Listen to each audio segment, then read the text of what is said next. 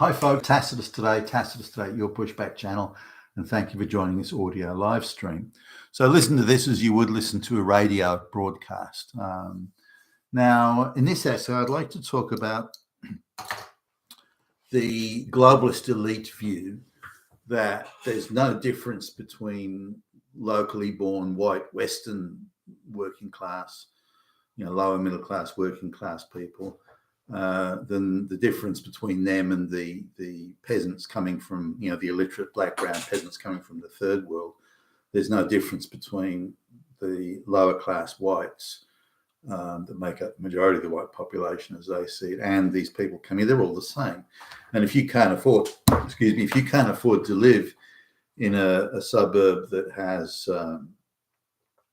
houses where the entry level price of the house is $3 to $4 million. If you can't afford to live there, then you are by default one of the lowlifes. You're one of the peasants. You're a white peasant, and you're no different from the illiterate black or brown peasant migrant, who they get to mow the lawn or clean the swimming pool or something like that. So come in and clean their house and whatnot. So they're increasingly seeing this as just one amorphous class of people, the peasant class. And the peasant class is there as a servant class in almost a feudal sense. So, and the white people who once had a seat at the power table through representative democracy and independent courts, the rule of law, that sort of stuff, that's disappearing now, and rightly so in the view of the global. Why should we share power with these people? The white people. Why should we share power with them? Are they sophisticated people? Are they capable of earning high incomes, or do they live in the right neighborhoods, or do they send their children to the right schools, or so on? So these are very much the attitudes that you see. So just talking to someone, at a lunch, very nice lunch, by the way, at a multi-gazillion-dollar house with this expansive water views and hundreds of thousands of dollars worth of motor vehicle in the garage and that sort of thing. And these are people that think nothing about spending $400 on a pair of jogging shoes and spending $250,000 a year in traveling, and going on vacation, these sorts of things. So these are people that are clearly well to do, and so. But when you talk to them, they say mass migration is a wonderful thing. Now, if you mention that it may be wonderful for them, and so you have to be rather gentle in how you phrase this, otherwise they clam up or you get a dark look or something like that. But they you say, well, it may be good for you because you get cheap labour to come and clean your house or mow your lawn or something, but it doesn't really work very well for the indigenous white people already here, because these peasants only want to come to the white countries. They don't want to go to the black or brown countries. They only want to come to the white countries. So they come in vast numbers, and they congregate in ghettos and so on. So this makes life very difficult for the white people who are in those areas where these imported peasants go to live. Oh, well, that's their problem. If they can't afford to live in a $3 million, $4, $5, $10, $20 million house, that this is the white people. If they can't afford that, then that's their lookout. That's their problem. If they can't manage to get $500,000 a year plus incomes, then that's their problem. So they're peasants, and if they're peasants, then why can't they hang out with other black and other peasants who might be black or brown? But who cares? They're all fucking peasants, for goodness sakes. Now, so yet these same people that say mass migration is a wonderful thing will also say, hey, I don't want these black and brown third world peasants living near me. I don't want them in my street, or I don't want them hanging outside my place. I don't want them, dating my daughter or something. I don't want any of those things. I don't want them in the local parks and that sort of stuff. Well, you can afford that because you're living in an area where these peasants can't afford it. So They can't live in these migrants coming. They can't live in $5 million houses. They don't get jobs. So I suppose you get a few diversity officers in there, but they don't get jobs on $500,000 or $1 million or plus dollars a year. So they can safely say, well, that's a problem somewhere else. But what interests me is how they say, well, if you're a white peasant, then why should you care? What's it got to do with you, whether they're black or brown peasants living? And there's quite a big difference in the main between a so-called white peasant and some illiterate peasant coming from a third world country. But in the views of the elite, well, there isn't really any difference. They're all fucking peasants. Who cares? We believe in peasant equality. That's what we believe. So this is something that's dismissed out of hand. Now, I must say, when I look at, I don't want to sound snobbish here, but when I look at some of the, meet people on the street or ask people questions on the street, videos that you see, when they'll say to stop people in the United States, example, say, oh, who's the vice president of the United States? Fuck, I don't know. Or who's the governor of your state? Beats me.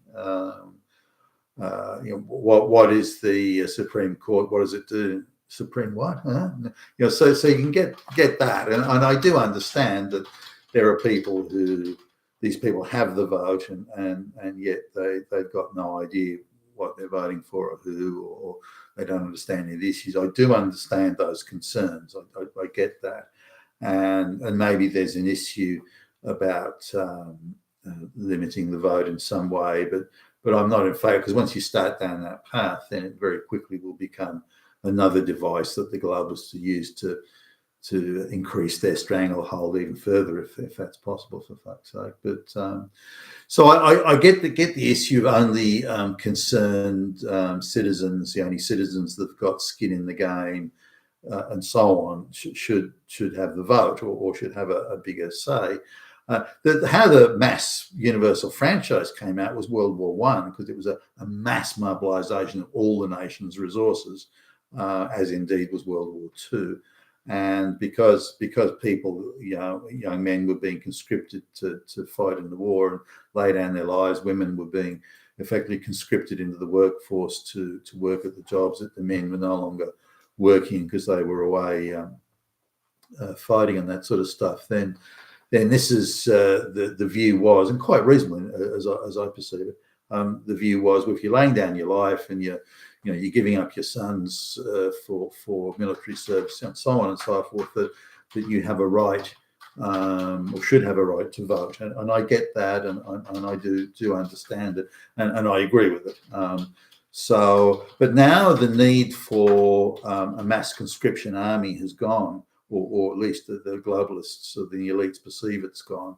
Now a mass ideological conformity is required. And that needs a different sort of person. It doesn't need, someone's prepared to take up arms necessarily. Although I wouldn't rule that out for the future. But nonetheless, these people got a seat at the table, and the voting age was lowered because of Vietnam. These people got the Vietnam War. These people got a seat at the table that otherwise wouldn't have got. The franchise would have probably run out in reality to maybe 75, 80% of the male population, 10 to 15% of the female population. You'd probably had something around that would have been the maximum, the high point, if you like, in terms of numbers of people who could vote. It may have waxed and waned, but it would have been around that. And that were the people with the maximum amount of skin in the game. But if you look now, the skin in the game concept has changed as well. The amount of people out of all the jobs in Australia, as a case in point, the amount of people who have incomes, or the amount of jobs that exist that have an income that allows people to live, even at an entry level, upper middle class lifestyle, even at entry level, the amount of people that have those jobs is less than 5%.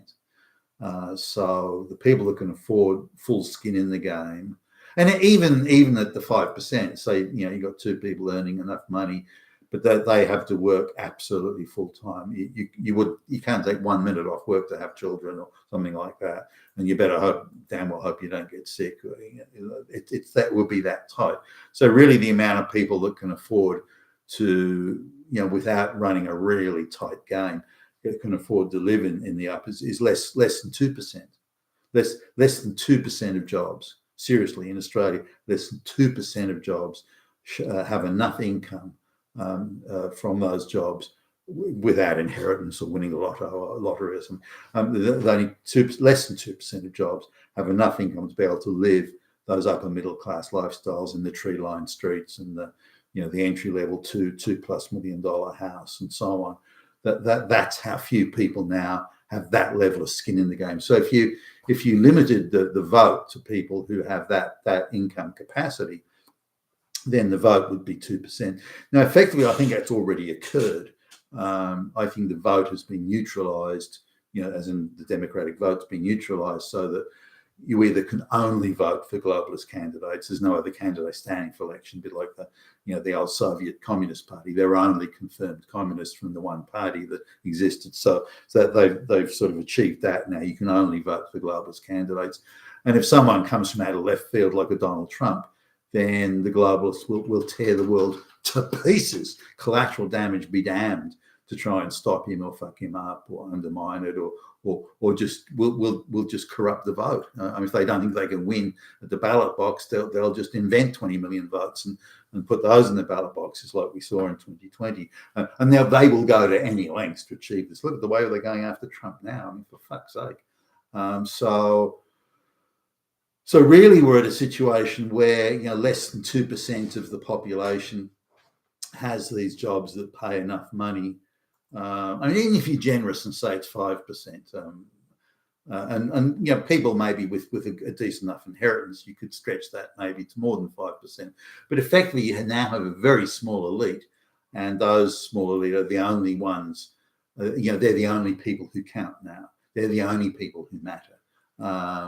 And that really has changed the entire architecture. In the 1960s, 75% of the population had skin in the game. From their job in the factory, they could buy a house, have a dependent wife, and 2.5 children, that sort of thing. But today, it's the most generous estimate, it would be 5%. So really, they're the elite, and they're the only ones that have the decision, and they believe they have the right to make the decision. Everyone else is a fucking peasant. You've got no right to sit at the table. We're not going to share power with you, you damn fucking peasant. And the pretend power they give to the black lesbians is only insofar as the proverbial black lesbian is useful in disrupting white society, which is, of course, again, a key and central part of the globalist project. So just ponder that now the elites see that the black peasant from Central Africa, the illiterate black peasant from Central Africa, is, as far as they're concerned, exactly the same. He's on exactly the same footing as the white working class people, but it's stretched further beyond that. Even someone who may be in the top, the lower end of the top 15% of the income earning scale is now still a peasant in their view, because you can't afford to live in the multi-million-dollar house area of the tree-lined street that has they don't have black and brown gangs roaming around defecating in the street and so on. They don't have any of that.